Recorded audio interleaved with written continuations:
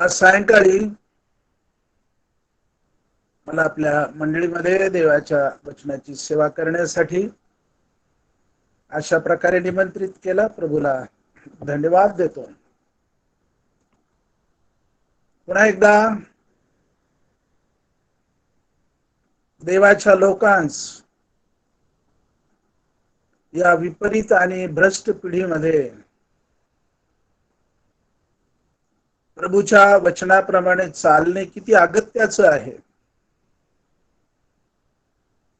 चालणे याविषयी काही महत्वाच्या गोष्टी आपल्या समोर मी ठेवू इच्छितो. इफिस्कराच्या पत्रामध्ये जाण्या अगोदर ब्रदर मी किती वेळ बोलू? किती मिनिटं? ब्रदर 8:30 आहे. किती वाजेपर्यंत? 8:30 पर्यंत 45 मिनिट बोल सकते. अच्छा, ओके ओके. आणि म्हणून इफिस्कराच्या मंडळीमधून काही महत्वाचे मुद्दे आपल्या समोर मी ठेवू इच्छितो. इफिस्कराची मंडळी संत पावलाने अशा प्रकारे दुसऱ्या मिशनरी फेरीमध्ये जाऊन तिथे कार्य केलं. अक्विला आणि प्रिस्किल्ला सारखं एक त्याच्याच व्यवसायाचं एक जोडपं त्याला तिथे सापडलं. तिथे त्यांना ठेवलं आणि त्यानंतर 2 वर्षांनी पुन्हा संत पाऊल तिथे गेला. 3 वर्ष मंडळीमध्ये राहून देवाच्या वचनाविषयीची सेवा त्याने केली आणि जवळपास असलेल्या आशिया प्रांतामध्ये प्रेषित 19 प्रमाणे त्याने पूर्ण सुवार्ता गाजवली. आणि काही दिवसानंतर पाऊल जेव्हा रोम मध्ये तुरुंगात असताना तेथून त्याने या इफिसच्या विश्वासणाऱ्यांना पत्र लिहिलं. या पत्राकडे आपण जर पाहिलं तर थोडक्यात या मंडळीमध्ये जो महत्वाचा मथळा आहे तो आहे, जगात देव आमच्याद्वारे काय कार्य करू इच्छितो. देव जगात आमच्याद्वारे काय कार्य करू इच्छितो याविषयी इफिसच्या पहिल्या अध्यायाच्या 10व्या वचनामध्ये पवित्र आत्म्याच्या प्रेरणेने संत पाऊल लिहिताना असं म्हणतो, ती योजना अशी की कालखंडाच्या पूर्णतेची व्यवस्था लावताना स्वर्गात व पृथ्वीवर जे आहे ते सर्व ख्रिस्तामध्ये एकत्रित करावे. देवाची इच्छा आहे ख्रिस्तामध्ये हे सर्व एकत्रित करावं. आणि म्हणून या पत्राच्या 1 ते 3 अध्यायामध्ये आपण पाहतो मुक्तीचं कार्य. मुक्तीचं कार्य पहिल्या अध्यायात मुक्तीचं कार्य, दुसऱ्या अध्यायात उठणे आणि तिसऱ्या अध्यायामध्ये समेट कसा झालेला आहे. तिसरी गोष्ट रिकन्सिलेशन. आणि मग 4 ते 6 अध्यायामध्ये विश्वासणाऱ्याची जबाबदारी आणि देवाचा आमच्या बाबतीत असलेला उद्देश. अशा प्रकारे थोडक्यात या पत्राची ओळख आम्हाला या ठिकाणी पाहावयास मिळते. इफिस्कराच्या पत्रामध्ये चालण्याविषयी 7 प्रकारच्या गोष्टी सांगितलेल्या आहेत, ज्या आम्हा विश्वासणाऱ्यांना अत्यावश्यक आहेत. त्याकडे लक्ष देणं आहे, त्याप्रमाणे पाळणं महत्वाचं आहे.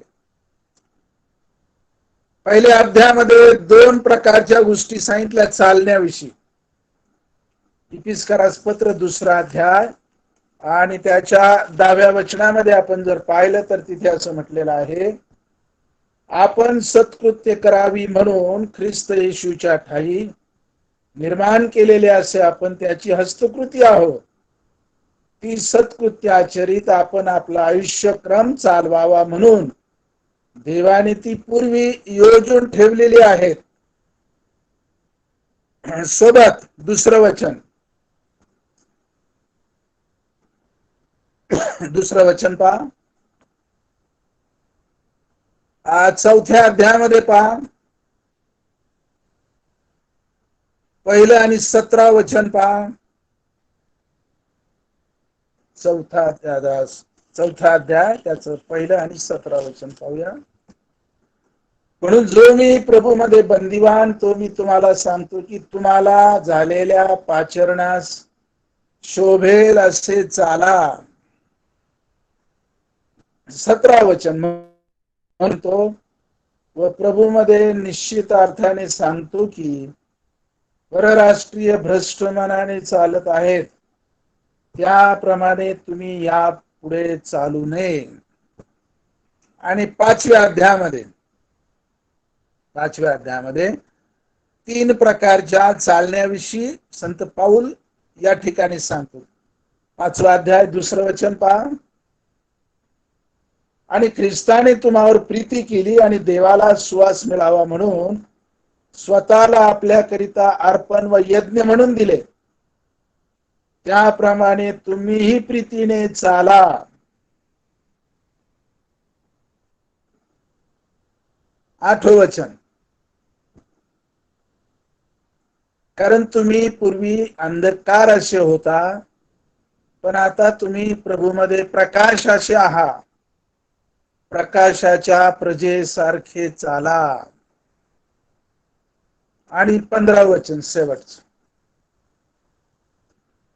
म्हणून अज्ञानांसारखे नव्हे तर ज्ञानासारखे सभोवार नजर ठेवून जपून चाला. तेव्हा या सर्व वचनांवर विचार करीत असताना त्याची कृपा आणि दया मास पुरवो. चालणे या शब्दाकडे लक्ष देणं महत्वाचं आहे. ख्रिस्तामध्ये चालणे या शब्दाला एक शिस्त आहे, जबाबदारी आहे. व्यवस्थितपणे चालणं महत्वाचं आहे. आणि चालणे म्हणजे आमच्या वर्तणुकीविषयी या ठिकाणी म्हटलेलं आहे. आमच्या जीवनामध्ये आम्ही कसे चालावे किंवा कसे चाललो, पूर्वी कसे चालत होतो, आता ख्रिस्तामध्ये आम्ही कसे चालतो. कारण ख्रिस्त आमच्या जीवनाचा केंद्रबिंदू आहे. आता ख्रिस्त आमचा तारणारा आहे, तो बंधमुक्त करणारा आहे, जीवन चालवणारा आहे, जीवन सांभाळणारा आहे, जीवनाला लागणाऱ्या सर्व गोष्टी तो पुरवणारा आहे.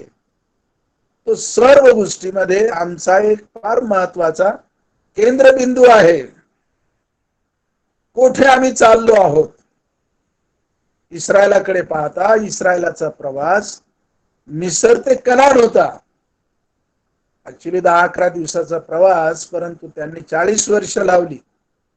आणि त्याचं कारण म्हणजे अविश्वास.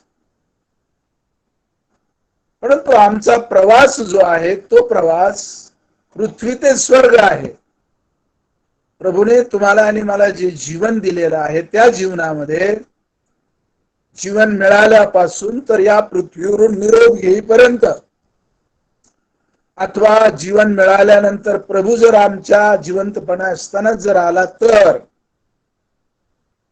त्याच्याबरोबर आम्ही जाणार. हा आमचा जीवन प्रवास आहे. आणि म्हणून या जीवनाच्या प्रवासामध्ये तुम्ही आणि मी स्वर्गामध्ये चाललो आहोत याचं भान ठेवणे फार महत्वाचं आहे. आम्ही कोठे चाललो आहोत, कोणाबरोबर चाललो आहोत.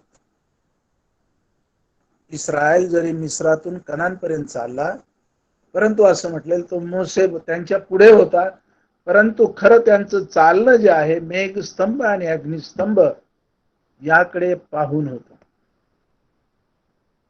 आणि म्हणून देवाबरोबर चालणे आहे, देवाबरोबर जगणे आहे, बोलणे आहे, वागणे आहे, राहणे आहे. हे फार महत्वाच्या गोष्टी आहेत. आणि देवाबरोबर चालत असताना आमच्या अवतीभोवती जग आहे हे लक्षात ठेवा. जे जग आम्हाला या मार्गावरून वेगळं आकर्षू शकतं. लोटाची मला आठवण येते. जेव्हा लोटाला सदोम आणि गमोरामधून वेगळं केलं, ओढून काढलं देवदूताने. आणि देवदूत बाहेर काढताना त्याला असं म्हटलेले आहे की जीव घेऊन पळ, मागे वळून पाहू नको, तळवटीत कोठे थांबू नको, डोंगराकडे पळ काढ असं. ही जगातली तळवट जी आहे ती वेगवेगळ्या नाना प्रकारची प्रलोभनं आहेत. आणि म्हणून त्याला पहिले योहान 2:15-17 मध्ये स्पष्ट म्हटलं की या जगातल्या आणि जगातल्या गोष्टीवर प्रीती करू नका. काय आहे जगात? देहाची वासना, डोळ्याची वासना, संसाराविषयीची पुशारकी. या तिन्ही गोष्टी नष्ट होणाऱ्या आहेत. परंतु शेवट करताना योहान असं म्हणतो, देवाच्या इच्छेप्रमाणे चालणारा, वागणारा, जगणारा सर्व काळ जगणार आहे. म्हणून जगातून चालत असताना जरी आमचा प्रवास स्वर्गाकडे आहे तरी एक गोष्ट लक्षात ठेवणं महत्वाचं आहे. आमच्या विश्वासाचा उत्पादक जो प्रभू येशू ख्रिस्त आहे त्याच्याकडे आम्हाला पाहत चालायचं. त्याच्याकडे पाहत चालणं म्हणजे काय बरं? म्हणून इब्रिकराच्या 12व्या अध्यायामध्ये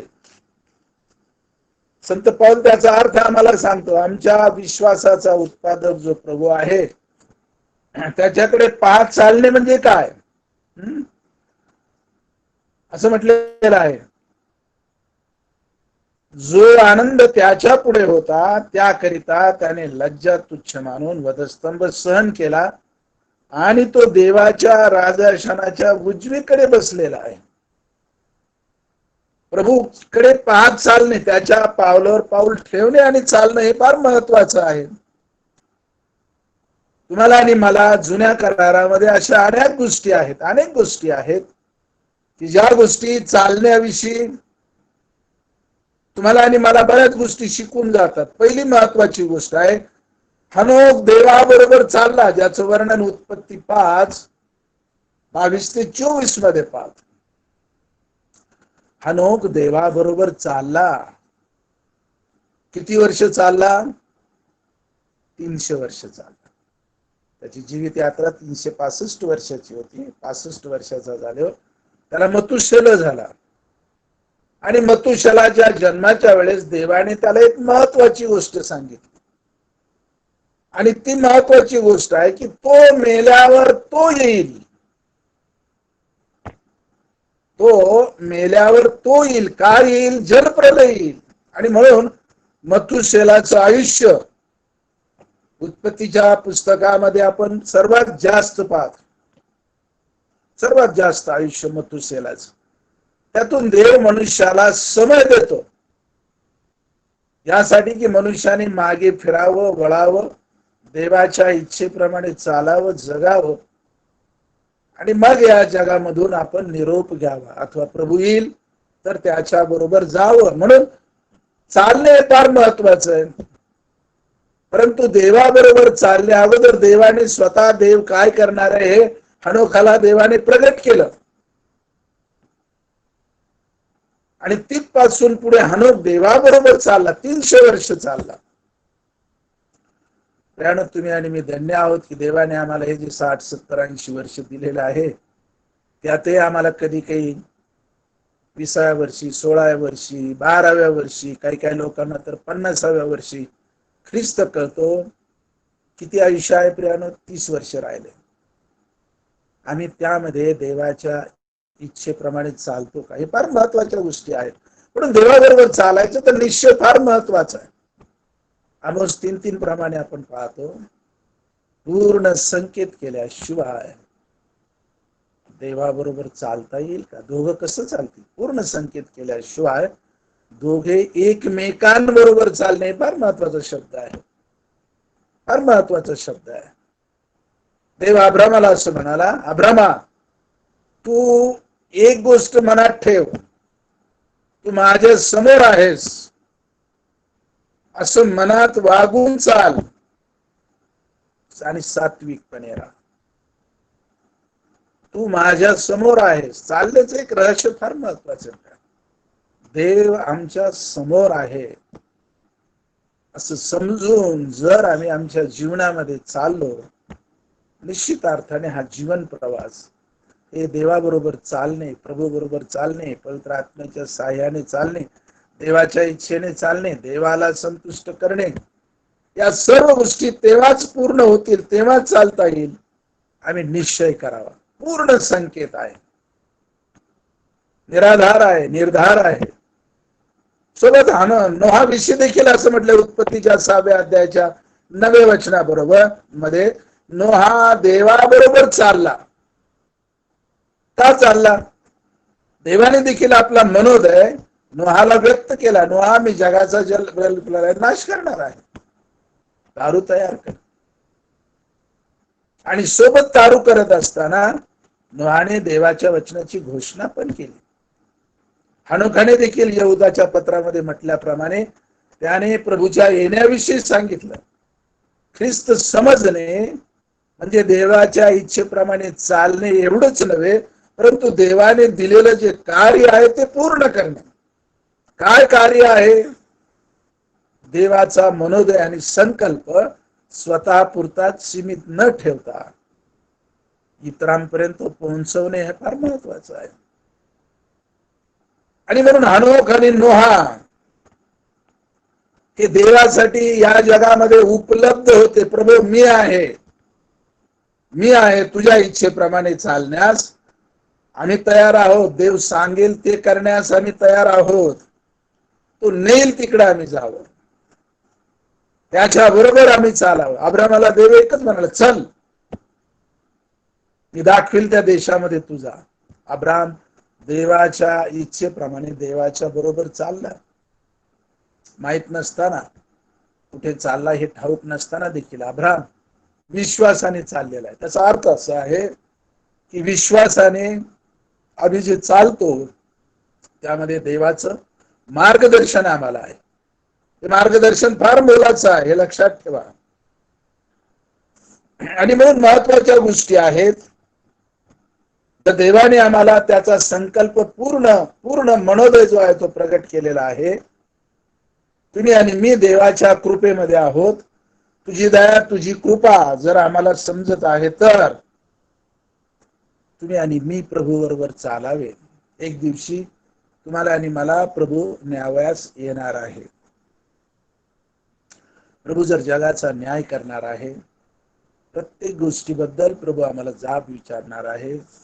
सेवेपासून दूर जर गेलो, प्रभूच्या इच्छे विरुद्ध जर चाललो, पण असं म्हटलेलं आहे, न्यायासनासमोर तुम्हाला आणि मला सर्व गोष्टीचा जाब द्यावा लागेल. आणि म्हणून हनोकाच्या बाबतीत असं म्हटलं, त्याला मरणाचा अनुभव येऊ नये म्हणून त्याला लोकांतरी नेलं. आणि पुढे म्हटले, का तर तो देवाला संतोषवित अस. देवाला संतोषविणे या शब्दाचा अर्थ प्रियानो, प्रभूच्या आज्ञा, प्रभूने दिलेलं कार्य प्रामाणिकपणे कसोटीने पाळणे, त्याच्या इच्छेप्रमाणे जगणे, त्याच्या इच्छेप्रमाणे काम करणे. काम किती करत आहोत याला महत्व नाही, कसे करत आहोत हे फार महत्वाचं आहे. आणि म्हणून आम्ही देवाबरोबर चाललो तर हनोकासारखे तुम्ही आणि मी अंतराळामध्ये घेतले जाऊ. हनोक तुम्हाला आणि मला एक फार मोठा बोध आहे. हनोक कृपेच्या काळाविषयी बोलतो, नोहा संकटाच्या काळाविषयी बोलतो. हनोक जगावर महाप्रलय येण्या अगोदर अंतराळामध्ये घेतला गेला. नोहा जलप्रलयामधून गेला. हनोक देवाच्या कृपेविषयी, तुमच्या आणि माझ्या जीवनाविषयी सांगते. प्रभूची दया आहे की तुम्ही आणि मी अयोग्य असताना प्रभूने आमच्यावर इतकी मोठी जबाबदारी दिलेली आहे. आणि सोबत प्रगटीकरण 3:10 मध्ये प्रभूने अभिवचन दिलं आहे, जगावर जो मोठा परीक्षा प्रसंग येणार आहे त्यामधून मी तुला जाऊ देणार नाही. परंतु यिर्मया 30:7 मध्ये असं म्हटलंय, तो समय इस्रायलासाठी आहे, तरी त्यामध्ये त्याचा निभाव लागेल. म्हणून हनोक आणि नोहा या दोन काळाविषयी, हनोक कृपेच्या काळाविषयी शिकवतो, नोहा महासंकटाच्या काळी इस्रायल राष्ट्राविषयी शिकवतो. देवाने मंडळी ही जी कृपा आहे, मंडळी हे जे रहस्य होतं जुन्या काळात ते कोणालाही ठाऊक नव्हतं, परंतु ख्रिस्ताने येऊन या भूतलावर त्याची मत्तई 16 मध्ये घोषणा केली. पेंटेकॉस्टच्या दिवशी या मंडळीची स्थापना झाली. प्रभूने दिलेल्या अभिवचनाप्रमाणे मंडळी जन्मास आली. तिथपासून या मंडळीचं कार्य रॅप्चर पर्यंत, मंडळी उचलण्यापर्यंत चाललेलं आहे. आणि म्हणून देवाने इस्रायल राष्ट्राला का सोडला? विश्वासामुळे. एकूण 70 व सप्तक आणि 70वा सप्तक याच्यामध्ये हा जो दरम्यानचा काळ आहे तो म्हणजे प्रभूच्या येण्याचा, देवराज्याची घोषणा करण्याचा, मशिहावर इस्रायलाचा विश्वास व्यक्त करणे, त्याला वधस्तंभावर देणे, त्याला नाकारणे. परंतु प्रभूला देवाने त्याच्या सामर्थ्याने उठवलं आणि उठवल्यानंतर 40 दिवस शिष्यांना दर्शन दिलं वेगवेगळ्या प्रकारे. आणि जाण्याअगोदर असं म्हटलं, जा सबंध सृष्टीला सुवार्तेची घोषणा करा. पिता पुत्र पवित्र आत्मा याच्या नावाने बाप्तिस्मा द्या. युगाच्या अंतापर्यंत मी तुम्हा बरोबर आहे. आणि स्वर्गरोहण होत असताना प्रभूने आज्ञा दिली, मी जर गेलो नाही सत्याचा आत्मा दुसरा कैवारी तुमच्याकडे येणारच नाही, तो येईल, तो मी तुम्हासाठी पाठवून देईल. म्हणून तोपर्यंत कुठे जाऊ नका. प्रेषित 1:8 प्रमाणे ते तिथेच थांबले. पवित्र आत्मा आला आणि अशा प्रकारे दृश्य स्वरूपामध्ये मंडळीचा त्याने पवित्र आत्म्याच्या द्वारे अभिषेक केला. तिथपासून ही वधू, ही मंडळी इथे आम्हाला भूतलावर दिसते. ते थेट रॅप्चर होईपर्यंत मंडळी उचलल्यावर काय आहे? देव आपला मोर्चा इस्रायलाकडे वळविल, परंतु त्याच्यासाठी 7 वर्षाचा महासंकटाचा समय राखून ठेवलेला आहे. त्यातून त्याला जाणेच आहे, परंतु त्यामध्ये देव त्यांना सहाय्य करणार आहे. आणि म्हणून प्रभूमध्ये चालणे, प्रभूची इच्छा पूर्ण करणे आणि देवाने दिलेलं कार्य हे आम्ही अशा प्रकारे सांभाळणे फार महत्वाचं आहे. आणि म्हणून प्रभूने तोपर्यंत आम्हाला या भूतलावर फार मोठ्या जबाबदारी दिलेल्या आहेत. देवाचे लोक, प्रभूचे लोक या नात्याने तुम्ही आणि मी या जगामध्ये कसं चालावं,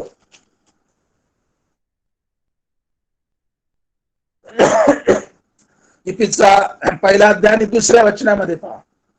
त्या पातकामध्ये तुम्ही पूर्वी चालत होता, अर्थात या जगाच्या राहाटीप्रमाणे अंतरिक्षातील राजाचा अधिपती म्हणजे आज्ञा मोडणाऱ्या लोकात आता कार्य करणाऱ्या आत्म्याचा याच्या धोरणाप्रमाणे चालत होता. पूर्वी त्यामध्ये चालत होता. आम्हाला ठाऊक नाही देव काय, जग काय, सैतान कोण आहे, नरक काय, स्वर्ग काय, या सर्व गोष्टी आम्हाला ठाऊक नव्हत्या. परंतु ही प्रभूची दया आणि कृपा आहे की प्रभूने तुम्हाला आणि मला 4थ्या वचनामध्ये जी त्याची कृपा आणि दया दाखवली त्याविषयी तो असं म्हणतो, तरी देव दया संपन्न आहे म्हणून 1 ते 3 वचनामध्ये आपली पूर्वीची स्थिती दाखवलेली आहे. 3ऱ्या वचनात पहा, त्या लोकात आम्ही सर्व पूर्वी आपल्या दैहिक वासनांना अनुरूप असे वागलो, आपल्या देहाच्या व मनाच्या इच्छेप्रमाणे करीत होतो, स्वभावता इतराप्रमाणे क्रोधाची प्रजा होतो. तरी जो शब्द आहे तो आता देव आमच्या कार्याविषयी काय सांगत आहे. तरी देव दया संपन्न आहे म्हणून आपण आपल्या अपराधामुळे मृत झालेले असताही त्याने आपल्यावरील स्वतःच्या अपरंपार प्रेमामुळे ख्रिस्ताबरोबर आपल्याला जिवंत केले. कृपेनेच तुमचे तारण झाले आहे आणि ख्रिस्त येशूच्या ठाई त्याच्याच बरोबर उठवले व त्याच्याच बरोबर स्वर्गात बसवले, यासाठी की ख्रिस्त येशूच्या ठाई त्याच्या तुम्हावरील ममतेच्या द्वारे येणाऱ्या युगात त्याने आपल्यावरची कृपा, अपार कृपाची समृद्धी दाखवा. तरी हा जो शब्द, तिथपासून आमच्या जीवनाला देवाने फार मोठी कृपा पुरवलेली आहे.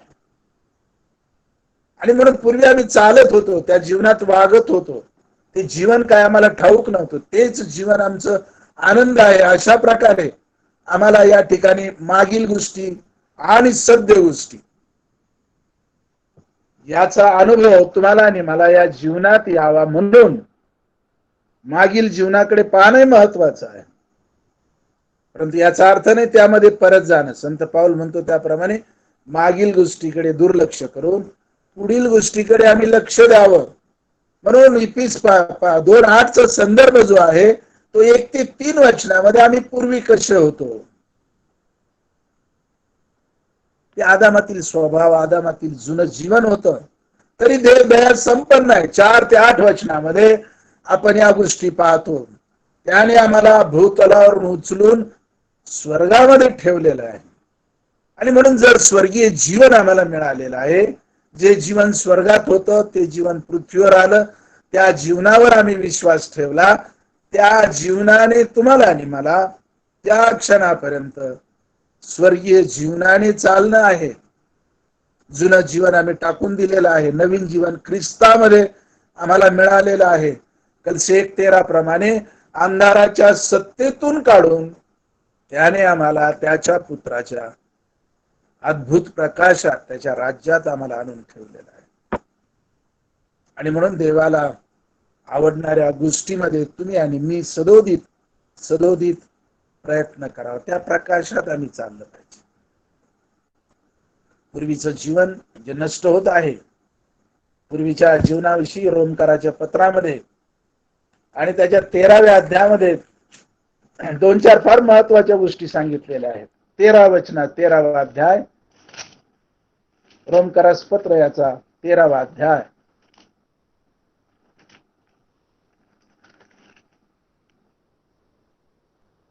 आणि 11 ते 14 वचनामध्ये त्यामध्ये पहा काय काय गोष्टी आहेत. तरी मी 14 वचनात थोडक्यात मी सांगतो. तरी तर तुम्ही प्रभू येशू ख्रिस्ताला परिधान करा आणि देववासनात तृप्त करण्यासाठी तरतूद करू नका. 11 ते 13 वचनामध्ये, 11 ते 12 वचनात म्हटले, रात्र सरत येऊन दिवस जवळ आलाय, म्हणून आपण अंधाराची कामे टाकून द्यावी आणि प्रकाशाची शस्त्र सामुग्री धारण करावी.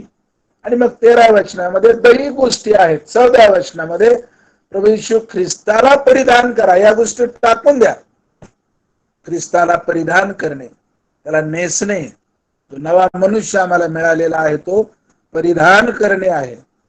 म्हणून पहिली गोष्ट आपण पाहिली, पूर्वी ज्यामध्ये चालत होतो आता त्यामध्ये आम्ही नाही. आम्हाला स्वर्गीय जीवनाने प्रभूने भूषित केलेला आहे. जास्त एक गोष्टीवर वेळ न देता मी दुसरी गोष्ट घेऊन तुमच्या पुढे चालतो. इफिसकरास पत्र 2रा अध्याय, पुन्हा येऊया 10व्या वचनाकडे. इफिसकरास पत्र 2रा अध्याय, त्याचं 10वं वचन. इथे असं म्हटलेलं आहे, आपण सत्कृत्य करावी म्हणून ख्रिस्त येशूच्या ठाई निर्माण केलेले असे आपण त्याची हस्तकृती आहोत. ती सत्कृत्य आचरित आपण आपला आयुष्यक्रम चालवावा म्हणून देवाने ती पूर्वी योजून ठेवलेली आहेत. इंग्लिश मध्ये असं म्हणले, for we are his workmanship. आणि शेवटच्या भागामध्ये म्हटलंय, that we should walk in them. आणि त्यामध्ये चालावं. कशामध्ये चालावं? देवाने आम्हाला जे घडलेलं आहे, नवीन केलेलं आहे, आम्हाला नवीन जीवन ख्रिस्तामध्ये दिलेलं आहे, त्या जीवनामध्ये आम्ही चालावं. तर उत्पत्तीच्या पहिल्या अध्यायामध्ये आम्ही गेलो 26 ते 28 पर्यंत. तिथे देवाने आपल्या इच्छेप्रमाणे मनुष्य निर्माण केला, तो घडला, त्यामध्ये मातीचं असं ते देवाने आपला श्वास फुंकला, जीवदारी मनुष्य तयार केला. देवाची इच्छा होती आपण आपल्या प्रतिरूपाचा मनुष्य, आपल्याशी सदृश्य असा मनुष्य आपण करू. आणि म्हणून 27व्या वचनात म्हटलंय, देवाने आपल्या प्रतिरूपाचा मनुष्य निर्माण केला, देवाचे प्रतिरूप असा तो निर्माण केला, नर व नारी अशी निर्माण केली. आणि केवळ निर्माण केली नाही, परंतु असं म्हटलेलं आहे, जे काय आहे विश्वामध्ये त्यावर सत्ता गाजवा. आदाम देवाचा प्रतिनिधी या नात्याने सर्व विश्वाचा तो मालक होता. देवाने त्याला अधिकार दिला. सर्व गोष्टी, समुद्रातील मासे, आकाशातील पक्षी आणि पृथ्वीवर संचार करणारे प्राणी, यावर तुम्ही आपली सत्ता गाजवा, पृथ्वी व्यापून टाका, सत्तेखाली आणा म्हटलेलं आहे. ती देवाची इच्छा की मनुष्याने सत्ता गाजवावी, तरी देवाची इच्छा आहे. आणि एवढंच नव्हे, परंतु असं म्हटलेलं आहे पुढे, त्याला बागेमध्ये ठेवलं. कशासाठी? मशागत करण्यासाठी. 1:26 ते 28 म्हटले, बागेमध्ये त्याला मशागत करण्यासाठी ठेवलं. मनुष्याची निर्मिती कष्ट करण्यासाठी आहे. परंतु एदेन बागेतली निर्मिती जी आहे ती सुखकर होती. सुखकर अशा प्रकारची मशागत होती. परंतु पापामुळे आम्ही पाहत आहोत की हे परिवर्तन कशामध्ये झालेलं आहे. जे फळ, जी झाडं फळांनी भरलेली होती त्याला सर्व काही देत होती, परंतु पापामुळे 3रा अध्याय 17 ते 19 काय म्हटलेलं आहे पहा. 3रा अध्याय 17 ते 19 मध्ये आदामच तो म्हणाला, तू आपल्या स्त्रीचे ऐकले आणि ज्या झाडाचे फळ खाऊ नको म्हणून मी तुला आज्ञा केली होती त्याचे फळ तू खाल्ले, म्हणून तुझ्यामुळे भूमीला शाप आला आहे. तू आयुष्यभर कष्ट करून तिचा उपज खाशील. ती तुला काटे व कुसळे देईल. तू शेतातले पीक खाशील. तू आपल्या निडळ्याच्या घामाने भाकर मिळून खाशील व अंती पुन्हा मातीला जाऊन मिळशील, कारण जिच्यातून तुझी उत्पत्ती आहे तू माती आहेस आणि मातीला परत जाऊन मिळशील. अवज्ञेचं फळ काय आहे? अवज्ञेचं प्रतिफळ काय? पापाचं वेतन मरण आहे. तरी आदामावर देवाची कृपा आहे की देवाने आदामाला शाप दिला नाही. आदामामुळे भूमीला शाप आला. चांगल्या गोष्टी देण्याऐवजी काटे आणि कुसळे, सुकी मशागत होती. निडळ्याच्या घामाने तू आता कष्ट करशील, खाशील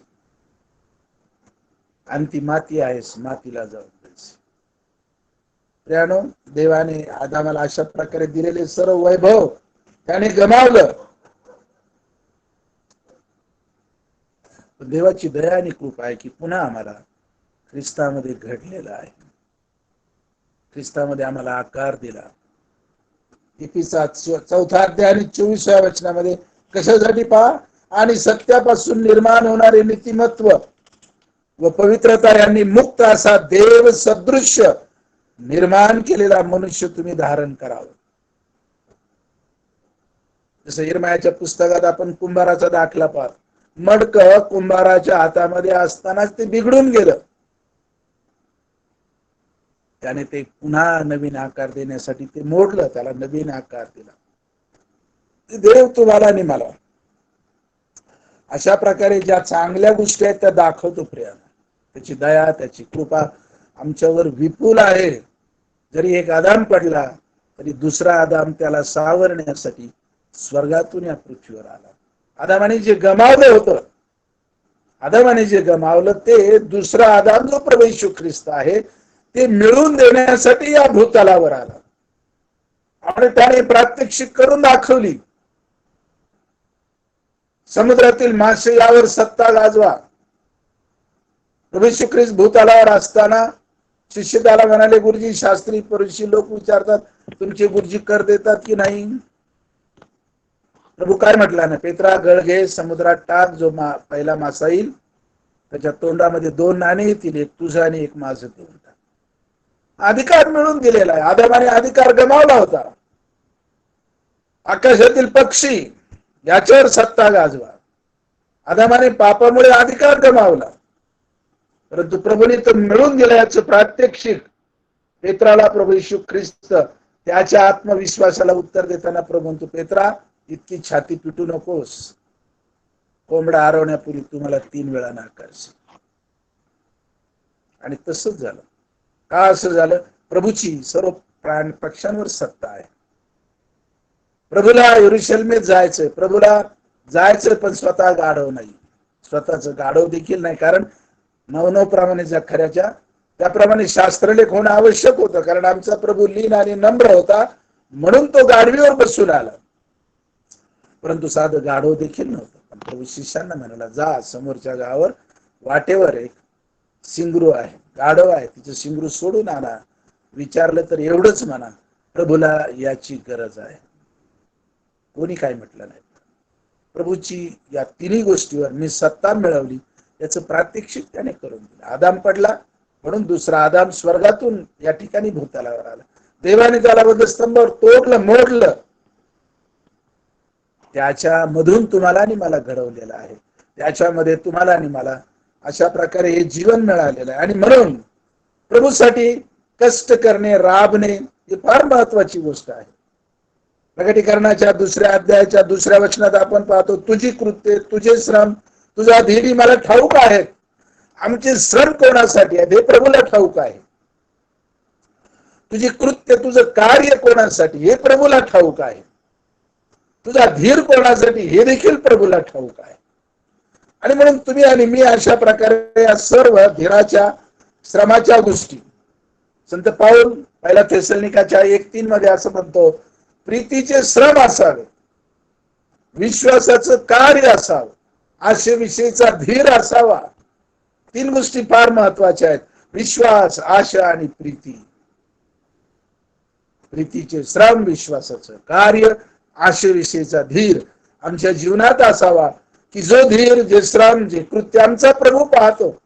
म्हणून सेवा करणाऱ्याने आज माझी सेवा प्रभूने पाहावी, मान्य करावी आणि तिला प्रतिफळ द्यावं. या गोष्टी फार महत्वाच्या आहेत. मी किती करतो याला महत्व नाही, प्रभूसाठी कसं करत आहे हे फार महत्वाचं आहे. म्हणून प्रभूच्या कार्यात असणं किती चांगलं आहे आणि ते कार्य पूर्ण करण्यासाठी प्रभू शक्ती देतो. प्रभू पुरवतो शक्ती आम्हाला. पाऊल म्हणाला करंथीकराच्या पत्रामध्ये, मी जे काय करतो ते त्याच्या कृपेशिवाय करत नाही. अशक्तपणामध्ये फार मोठी शक्ती येते. ही प्रभूची कृपा आणि दया आहे. तुम्ही आणि मी प्रभूच्या इच्छेप्रमाणे चालावं आणि कष्ट करावे. तिसरी गोष्ट, इफिसकरास पत्र 4था अध्याय आणि त्याच्या 1ल्या वचनामध्ये प्रभू काय म्हणतो, म्हणून जो मी प्रभूमध्ये बंदिवान तो मी तुम्हाला निक्षून सांगतो की तुम्हाला झालेल्या पाचरणात शोभेल असे चाला. प्रभूने आम्हाला पाचरण केलंय, बोलवलंय, जगातून वेगळं केलेलं आहे. मंडळीचा अर्थच आहे called out people, separated people, sanctified people, purchased people, holy people. वेगवेगळ्या अर्थाने तुम्हाला आणि मला संज्ञा देऊन प्रभूने भूषित केलेला आहे. आम्हाला पाचारण केलंय, आम्हाला बोलवलंय यासाठी की देवाचा पूर्ण मनोदय आम्ही पूर्ण करावा. 1 ते 6 वचनापर्यंत जर आम्ही पाहिलं खाली तर पहा काय म्हटलेलं आहे. पाचारण केलंय, मग सेवेमध्ये कोणत्या गोष्टी असाव्यात? पूर्ण नम्रता, सौम्यता व सहनशीलता दाखवून एकमेकांना प्रीतीने वागून घ्या. आत्म्याच्या द्वारे घडून आलेले ऐक्य शांतीच्या बंधनाने राखाव्यात झटत जा. तुम्हा झालेल्या पाचरणापासून निर्माण होणारी आशा जशी एकच आहे तसे शरीर एकच व आत्मा एकच, प्रभू एकच, विश्वास एकच, बाप्तिस्मा एकच, सर्वांवर आणि सर्वांमधून आणि सर्वांच्या ठायी असलेला देव जो सर्वांचा पिता तोही एकच आहे. आमचा विचार, आमचं कार्य, आमची प्रीती, आमचं सर्व जे करणं आहे ते काय एक असू नये, त्याच्या इच्छेप्रमाणे असू नये. म्हणून तर फिलिप्पीकराच्या पत्रात संत पाऊल त्याच्या जीवनात ख्रिस्त आला, ज्याला प्रभूची ओळख झाली, त्याच्या जीवनात चालताना त्याने जे अनुभवलं, इफिसकराच्या फिलिप्पीकराच्या पत्रात 2रा अध्याय आणि त्याच्या 1 ते 8 वचनामध्ये संत पाऊल असं म्हणतो, यावरून फिलिप्पीकरास पत्र 2रा अध्याय 1 ते 8, यावरून ख्रिस्ताच्या ठायी काही आश्वासन, प्रीतीचे काही सांत्वन, आत्म्याची काही सहभागिता, काही कळवळा व करुणा ही जर आहे तर तुम्ही समचित्त व्हा. म्हणजे एकमेकांवर सारखीच प्रीती करा आणि एक जीव होऊन एक चित्त व्हा. अशा प्रकारे माझा आनंद पूर्ण करा. तट पाडण्याच्या अथवा पोकळ डौल मिरवण्याच्या बुद्धीने काही करू नका, तर लीनतेने एकमेकांना आपणापेक्षा श्रेष्ठ म्हणा.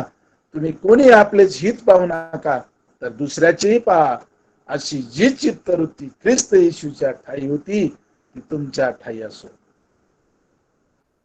तो देवाच्या स्वरूपाचा असूनही देवाबरोबर असणे हा लाभ मानला नाही, तर त्याने स्वतःला रिक्त केले, म्हणजे मनुष्याच्या प्रतिरूपाचे होऊन दासाचे स्वरूप धारण केले आणि मनुष्य प्रकृतीचे असे होऊन त्याने मरण आणि ते वधस्तंभावरचे मरण सोसले. येथपर्यंत आज्ञा पालन करून त्याने स्वतःला लीन केले. ही वृत्ती आहे आमच्या प्रभूची. आणि जर आमच्या ठाई ख्रिस्त राहत आहे, ख्रिस्त वागत आहे, ख्रिस्त वाटत आहे, तर या सर्व गोष्टी आमच्या जीवनात होणं फार महत्वाचं आहे. प्रभूने तुम्हाला आणि मला एक केलेलं आहे. पवित्र आत्मा हे कार्य आमच्याकडून करून घेतो. योग इतका धार्मिक मनुष्य पण त्याने फक्त शेवटपर्यंत प्रभूकडे पाहिलं. त्याचं एकच म्हणणं, मी जर धार्मिक आहे, मला या गोष्टी का आहेत? त्याने प्रभूला उलट जबाब कधीच विचारला नाही, देवाला दोष कधीच दिला नाही. म्हणून ऐक्याने चालणे, ऐक्य राखण्यास झटणे. प्रभूवर जर आमचं प्रेम आणि प्रीती असेल तर प्रभूसाठी आम्ही जगतो. म्हणून ऐक्य राखणे जर असेल तर इफिस 4:1-6 वचनाप्रमाणे पवित्र आत्म्याच्या द्वारे घडून आलेलं ऐक्य राखण्यास झटत जा असं म्हणतात. कारण भाऊ भावात नाही, आई मुलात आई वडील नाही, किंवा आई वडिलात मुलगा राहत नाही, पती पत्नी राहत नाही, एक कुटुंब एक राहू शकत नाही. पण आम्ही अशा वेगवेगळ्या समाजातले, वेगवेगळ्या धर्मातले, वेगवेगळ्या विचारातले लोक आम्ही प्रभूमध्ये एक का आहोत? कारण वधू शरीर मस्तकाला जोडलेला आहे, मस्तकातून याला संपूर्ण विचारांचा पुरवठा आहे. म्हणून आम्ही एक आहोत, म्हणून आम्ही एक आहोत. ऐक्य देवाला संतुष्ट करणार आहे. स्तोत्र 133 आणि पहिलेच वचन पहा, बंधूंनी ऐक्याने राहणे किती मनोरम आहे. आणि मग त्याचं वर्णन केलेलं आहे. ते अरुणाच्या डोक्यावर, त्याच्या डोक्यावरून, मस्तकावरून, दाढीवरून, त्याच्या पार जगाच्या शेवटच्या काठापर्यंत उघडलेल्या बहुमूल्य तेलासारखं आहे. ऐक्य, ऐक्य फक्त पवित्र बंधनानेच तुम्हाला आणि मला टिकून ठेवता येते. 1 पेत्र 3 अध्याय 8 ते 11 वचनामध्ये म्हटलंय, चालताना या गोष्टी फार महत्वाच्या आहेत. कोणत्या गोष्टी आहेत? 1 पेत्र 3 अध्याय 8 ते 11 वचने. शेवटी तुम्ही सर्व एक चित्त, समदुःखी, बंधुप्रेम करणारे, कनवाळू, नम्र मनाचे व्हा. वाईटाबद्दल वाईट, निंदेबद्दल निंदा असे करू नका, तर उलट आशीर्वाद द्या. कारण आशीर्वाद हे वतन मिळवण्यासाठी तुम्हाला पाचारण करण्यात आले. कारण पुढील गोष्टी जर तुम्ही 12 पर्यंत वाचल्या तर त्या ऐक्याविषयी तुम्हाला कळते. म्हणून हे ऐक्य पवित्र आत्म्याच्या द्वारेच आम्हाला घडवता येते. चौथी गोष्ट आहे इफिसकारास पत्र 4 अध्याय आणि त्याचं 17 वचन. इफिस 4:17.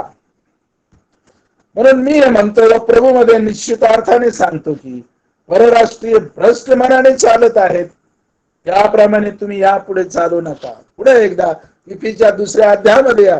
पूर्वी त्यामध्ये होतो, तो स्वभाव, ते जीवन, त्या गोष्टी आमच्या ठायी होत्या, म्हणून त्याप्रमाणे चालत होतो. परंतु आता जीवनात आल्यावरही संत पाऊल पवित्र आत्म्याच्या मार्गदर्शनाने असं म्हणतो, तुम्हाला प्रभूमध्ये निश्चितार्थाने सांगतो की परराष्ट्रीय भ्रष्ट मनाने चालत आहेत, त्याप्रमाणे तुम्ही यापुढे चालू नये. कसं जीवन जगा म्हणून त्याचं वर्णन 21 वचनापर्यंत तुम्ही वाचून स्वतः त्याचं मनन आणि चिंतन करू शकता. 1 पेत्र 2 अध्याय त्याच्या 21व्या वचनामध्ये, 1 पेत्र 2 अध्याय आणि त्याच्या 21व्या वचनामध्ये असं म्हटलेलं आहे,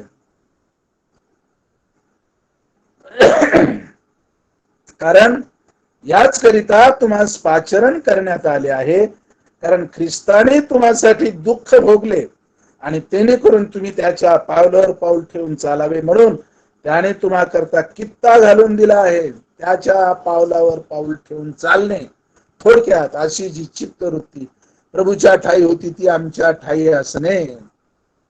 कारण हे सर्व बोधमय वाक्य स्वतः पवित्र आत्मा तुम्हाला आणि मला पावलाच्या द्वारे मार्गदर्शन करीत आहे. 5वी गोष्ट पहा, इफिसकारास पत्र 5 अध्याय 2 वचन 1-2 वाचतो मी. तर मग इफिस 5:1-2 वचन. तर मग देवाची प्रिय मुले या नात्याने तुम्ही त्याचे अनुकरण करणारे व्हा, आणि ख्रिस्ताने तुम्हाला प्रीती केली आणि देवाला सुवास मिळावा म्हणून स्वतःला आपल्या करिता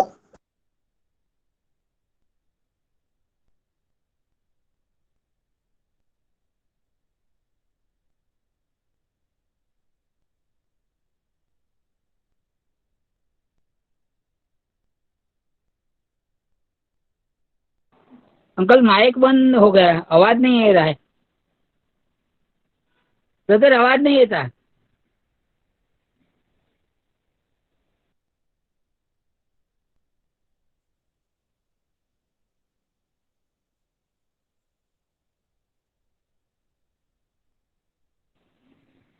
बड़ी ब्रदर माइक ओपन करो.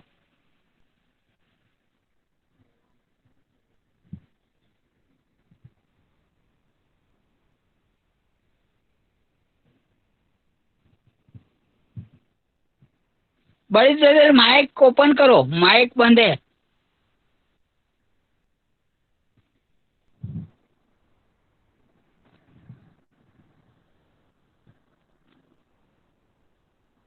टच कर। अंकल तुमच्या स्क्रीनवरती एकदा टच करा आणि 2 ऑप्शन येतील. त्याच्यातला पहिला ऑप्शनवर क्लिक करा. अच्छा अच्छा अच्छा. आलं का आता? हो, आला आला. तर अशा प्रकारे प्रभू आम्हाला ऐक्याविषयी, प्रेमाविषयी, प्रीतीविषयी शिकवतो. इफिच्या 5व्या अध्यायाच्या 2ऱ्या वचनामध्ये असं म्हटलेलं आहे, प्रीतीने चाला. आणि तिचं प्रमाण दिलंय, देवाला सुगंध मिळावा म्हणून प्रभूने स्वतःला अर्पण यज्ञ म्हणून दिले, त्याप्रमाणे तुम्ही प्रीतीने चाला. प्रीती 1 कोरिंथी 13 मध्ये स्पष्ट म्हटलेलं आहे, आमच्या ठाई सर्व आहे, परंतु जर प्रीती नाही तर आम्ही वाजणारी थाळी, झणझणणारी झांज अशी आहोत. 1 ते जवळजवळ तुम्ही सर्वच वचने पहा. प्रीतीशिवाय जीवन नाही. देव प्रीती आहे प्रियानो. जीवनात जर देव पण नाही तर सर्व गोष्टी करण्याचा काय अर्थ आहे? म्हणून 5वी महत्वाची गोष्ट आहे प्रीती. प्रीती अनुकरण करणे. उत्तम उदाहरण ख्रिस्त आहे. वधस्तंभावर प्रीतीचं प्रमाण दिलं. ही प्रीती आमच्या अंतःकरणात केवळ त्याच्या अर्पणाद्वारेच पवित्र आत्म्याच्या माध्यमाने आली. रोम 5:5 प्रमाणे ती प्रीती पवित्र आत्म्याच्या द्वारे आमच्या अंतःकरणात ओतलेली आहे. प्रीतीशिवाय सेवा नाही, प्रीतीशिवाय बंधुप्रेम नाही, प्रीतीशिवाय ऐक्य नाही. प्रीती हे सर्वस्व आहे. म्हणून प्रीतीने चालणं महत्वाचं आहे. 6वी गोष्ट पाहूया. इफिस्करास पत्र त्याचा 5वा अध्याय आणि 8वें वचन पहा. इफिस 5:8. कारण तुम्ही पूर्वी अंधकार असे होता, पण आता तुम्ही प्रकाशात, प्रभूमध्ये प्रकाश असे आहात. प्रकाशाच्या प्रजेसारखे चाला. पूर्वी असे होता. पुन्हा एकदा म्हणतो, इफिसचा 2रा अध्याय 1 ते 3 वचने पहा. कसे होतो? पूर्वी असे होतो, आम्ही अंधार होतो. परंतु 5व्या अध्यायाच्या 8व्या वचनात असं म्हटलेलं आहे, पण आता तुम्ही प्रभूमध्ये प्रकाश असे आहात. प्रकाशाच्या प्रजेप्रमाणे चाला. फिलिप्पीच्या पत्रात म्हटलंय, तुम्ही अंधारा युगात देवाचं वचन पुढे करीत असताना ज्योतीसारखं चमकावं. प्रकाश ही फार महत्वाची गोष्ट आहे. आणि म्हणून तिथे होमवार पण दाखवलेला आहे. होम करणे म्हणजे पूर्णपणे पित्याच्या इच्छेने वेदीवर समर्पित होणे, पूर्णपणे देवाची इच्छा पाळणे फार महत्वाचं आहे. आणि शेवटचा मुद्दा आहे, वेळेअभावी जास्त एक्सप्लेनेशन नाही करत मी, पण इफिसचा 5वा अध्याय आणि 15 वचन पहा. म्हणून अज्ञानासारखे नव्हे तर ज्ञानासारखे सभोवार नजर ठेवून जपून चाला. आम्ही अज्ञानी, अडाणी, जगाच्या दृष्टीने मूर्ख, सर्व आमच्या ठाई कुठलीच गुणवत्ता नव्हती. पण केवळ प्रभूमध्ये तुम्हाला आणि मला ज्या गोष्टी मिळाल्या त्या अनुभव आहे. ज्या क्षणी आम्ही प्रभूचा स्वीकार केला त्यावेळेला प्रभूमध्ये आम्हाला काय काय मिळाले पहा. 1 कोरिंथी 1 अध्याय आणि त्याच्या 30व्या वचनामध्ये पहा. 1 कोरिंथी 1 अध्याय 30वं वचन. त्याच्याकडून तुम्ही ख्रिस्त येशूमध्ये आहात, तो देवापासून आपल्याला ज्ञान म्हणजे नीतिमत्व आणि पवित्रीकरण व खंडणी बनवून प्राप्त केलेली मुक्ती असा झालेला आहे. ख्रिस्त आम्हाला ज्ञान आहे, त्यामुळेच तर आमचे चक्षु प्रकाशित झाले आणि जगातल्या सर्व अंधाऱ्या गोष्टी ज्या आहेत त्या आम्हाला दिसत आहेत. म्हणून पुढे 16 वचनापासून तर 21व्या वचनापर्यंत संत पाऊल काय म्हणतो त्याकडे लक्ष द्या. 16 ते 21 वचन पहा. इफिस 5:16 ते 21 वचने.